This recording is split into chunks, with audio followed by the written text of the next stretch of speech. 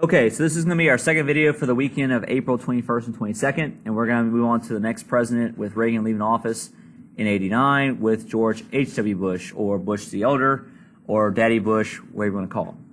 So George H.W. Bush had served as the vice president of Reagan for 8 years, even though so he's going to end up winning behind Reagan, even though he doesn't possess the same charisma as Reagan had. He's also the first vice president to become elected president right behind the sitting president, since you had Martin Van Buren do so back in the 1830s after Jackson. Nixon almost did it in 1960, but failed to beat John F. Kennedy. Anyway, and I guess you could also throw in Al Gore. Al Gore almost did the same thing back in 2000, but didn't do it either.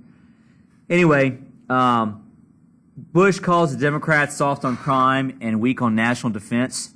He also famously said, "Read my lips, no new taxes." This is the no new taxes promise, and this is going to be a big factor in his presidency. He promised when he ran for election in 1988 to not raise taxes, which eventually he's going to have to, which we'll talk about that later on.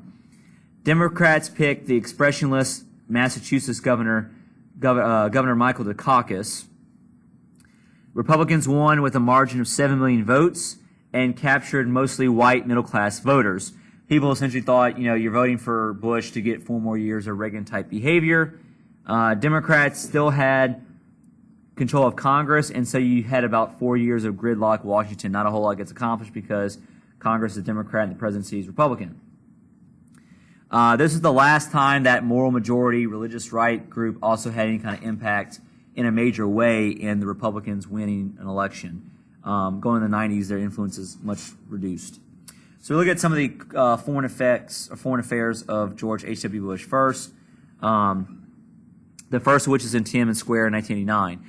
So we begin to see the Soviet Union change and begin to kind of collapse and alter how it does things. East Europe is doing the same thing. Eastern Europe is beginning to collapse and is beginning to move away from communism as well. So the one major country still out there is China. In the spring of '89, you're going to see a lot of pro-democracy students begin to demonstrate in Beijing for freedom. And they're going to demonstrate in this area called Tiananmen Square, which is one of their big centers of Beijing. Since Mao had died in the 70s, there was a lot more awareness of the outside world in the 80s. So China became a lot more exposed to outside world things and viewpoints and media in the 80s. Also, a lot more media and reporters were allowed to come into China as well. So when they see what's happening to the Soviets and they see what's happening to East Europe, they're inspired to do some protests of their own. And so in the spring and summer of '89, you're going to see these students and eventually others begin to protest. TV crews from around the world began to broadcast these protests inside of China, showing all this happening back in the United States and Europe. Eventually, the protests go from thousands of people to millions of people. But the one difference between here and China with the rest of the world is that they will crack down on their protests. They will not allow this to lead to a more democratic government. So Chinese government crushed the protests with tanks, killing hundreds, and then it ended in any kind of brief opening of a political environment in China. There's a very famous photograph from this called Tank Man, where when the tanks were rolling down Tiananmen Square, he stood up to the tanks and made them stop, and it becomes a very powerful photograph that Western reporters take and all this. But essentially, China will crack down and not allow for there to be a revolution in their country, and which is why today they are still communist. Are they as communist as they were back when Mao was around? No, not at all. But they are a lot less so ever since then. Eastern Europe. In the late 80s, Gorbachev announced he no longer support Eastern European countries with Soviet troops.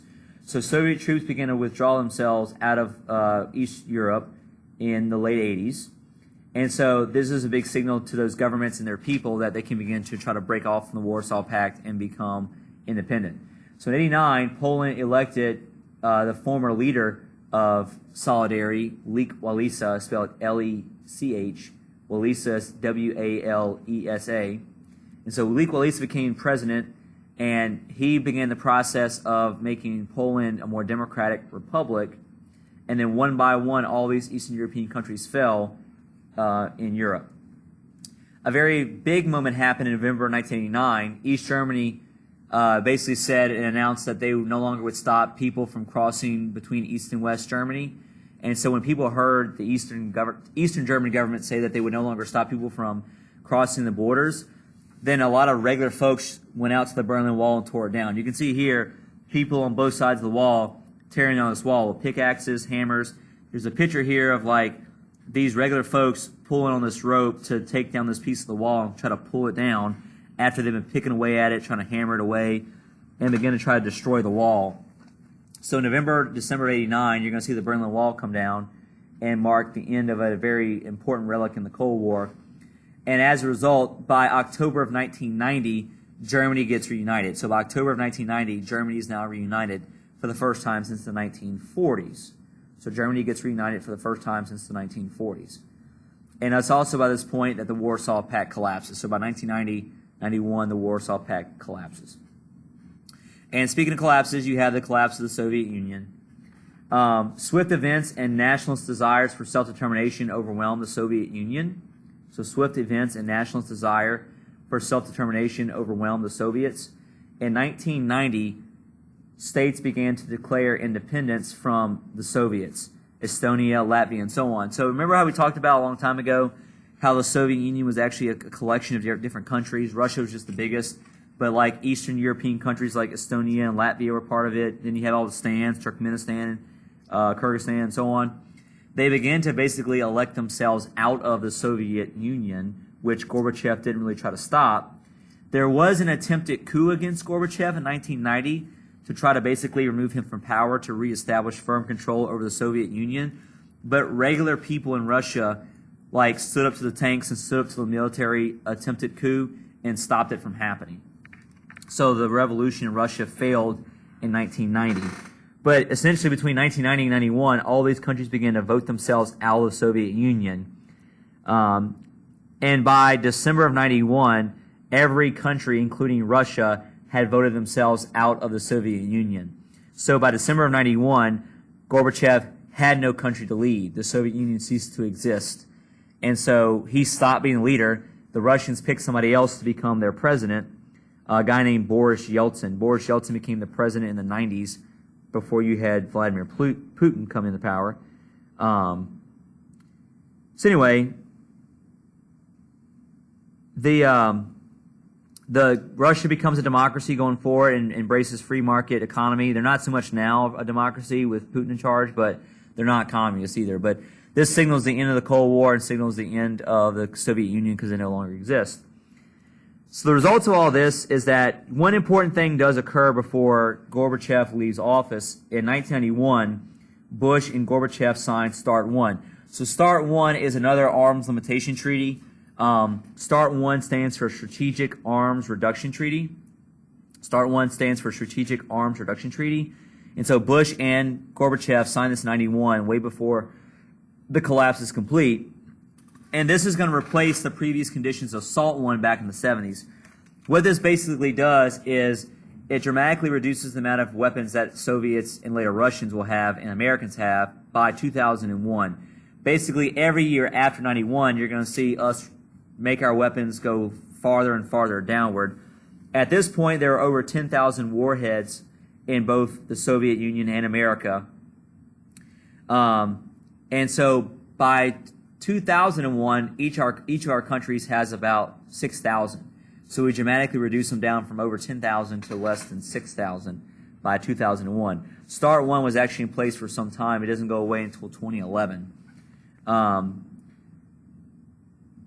It's hard for Bush and the United States to celebrate the end of the Cold War and the Soviets because as soon as this all begins to happen, the Soviets leave, there's a lot of instability. Because even though those countries are going independent in Asia as well as East Europe, doesn't mean that they're stable. And so a lot of civil wars begin to break out in Europe as well as in Asia and all these former Soviet Union territories. And so, you know, a lot of things begin to change, and there's new conditions and new concerns now too. But now America has emerged as the only superpower. So as a result of all this, America has emerged as the only superpower left in the world. Some Americans did question if we should continue to do heavy defense spending, but it still hasn't really gone away. Again, this is kind of what Eisenhower warned against, that once you kind of feed that military-industrial complex, you can never stop feeding that beast. And so to this day, we still have a very large military presence. All right, the last thing I'm going to talk about is the invasion of Panama. We'll save the Persian Gulf War for Monday when we get back.